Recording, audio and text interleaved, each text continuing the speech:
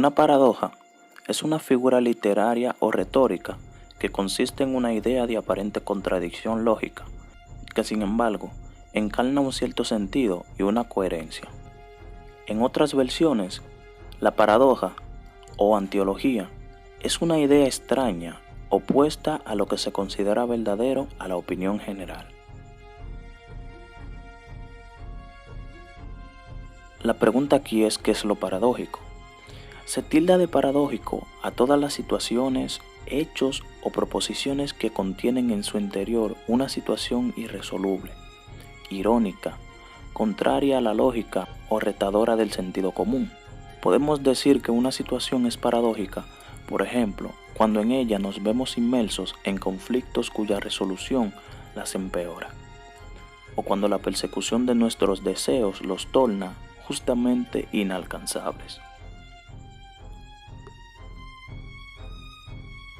Algunos ejemplos simples acerca de esta figura retórica son algunos como no hay mal que por bien no venga, menos es más, lo que fácil viene, fácil se va, lo barato sale caro, y bien juega el que no juega. Si nos fijamos, esto designa hechos o frases que parecen oponerse a los principios de la lógica, ya que parecen que se contradicen entre sí. Un dato curioso es que la paradoja suele dar la impresión de oponerse a la verdad o de contradecir el sentido común. No obstante, la paradoja no encierra una contradicción lógica, tan solo la aparenta. Ahora vamos a pasar a analizar dos paradojas que a lo largo de la historia se han vuelto muy famosas. Comenzamos con esta llamada la paradoja de Epicuro y el problema del mal. El problema del mal es la pregunta de cómo reconciliar la existencia del mal con la existencia de una deidad omnisciente, omnipotente y benevolente. El argumento del mal afirma que debido a la existencia del mal, Dios no existe o no tiene las tres propiedades mencionadas en esta paradoja, las cuales se basan en preguntas.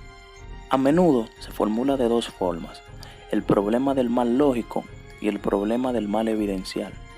La versión lógica del argumento intenta demostrar deductivamente una imposibilidad lógica en la coexistencia entre Dios y el mal, mientras que la evidencial sostiene inductivamente que dado que existe el mal en el mundo, es improbable que exista un Dios omnipotente, omnisciente y perfectamente bueno. El problema del mal se ha extendido a los seres vivos, no humanos, incluidos el sufrimiento animal provocado por la naturaleza y la crueldad del ser humano. Esta paradoja se atribuye a Epicuro, también conocido como Epicuro de Samos, quien era un filósofo griego fundador de la escuela que lleva su nombre. Él es el primer exponente en analizar filosóficamente el denominado problema del mal. Bueno, ahora vamos a la parte más interesante, las preguntas formuladas por esta paradoja. En esta imagen podemos ver gráficamente cómo se formula la paradoja de Epicuro. Comenzamos diciendo que el mal existe. Hacemos la primera pregunta. Dios sabe que el mal existe. Si Él no sabe que el mal existe, entonces Él no es omnisciente, o sea que no lo sabe todo. La segunda pregunta dice, ¿Dios puede acabar con el mal? Si Dios no pudiera acabar con el mal, entonces Él no es omnipotente. La tercera pregunta dice, ¿Dios quiere acabar con el mal? Si Él no quiere acabar con el mal, entonces Dios no es bueno. La cuarta pregunta dice, entonces, ¿por qué existe el mal? A la derecha del gráfico podemos ver que dice para probarnos. Entonces, si es omnisciente, ya sabe lo que va a ocurrir y no precisa probarnos, o sea que en realidad no debería probarnos. En pocas palabras, no es una aprobación como tal, ya que sabe lo que va a ocurrir. Hay otra flecha que baja y dice el diablo. Si es omnipotente y bondadoso, ya habría destruido al diablo. Bueno, bajamos a la última pregunta, que dice, ¿Dios podría haber creado un universo con libre albedrío y sin mal? Si Él realmente pudiera hacerlo, entonces no es bueno. Y si Él no pudiera hacer eso, entonces Él no es omnipotente. Bueno, ¿qué opinan ustedes? Yo opino que esta paradoja, en pocas palabras, ha sido creada para distorsionar nuestra creencia acerca de Dios. Bueno, pasemos a la siguiente paradoja, la cual es muy famosa, creo que hasta más famosa que la de Epicuro. Esta es llamada la paradoja del tiempo, o mejor conocida también como la paradoja del abuelo.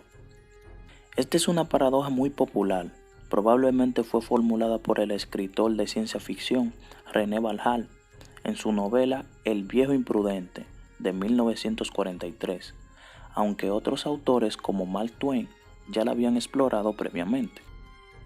La paradoja parte del hecho de que un hombre hace un viaje en el tiempo, regresando al pasado y pudiendo asesinar al padre de su madre, o sea, a su abuelo, antes de que conozca a su abuela y conciba a su madre.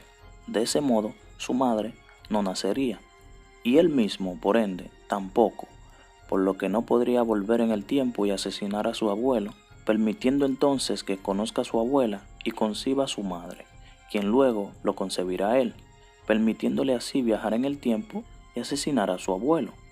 Y así sucesivamente. En pocas palabras, es algo que ocurre pero que realmente nunca ocurrió.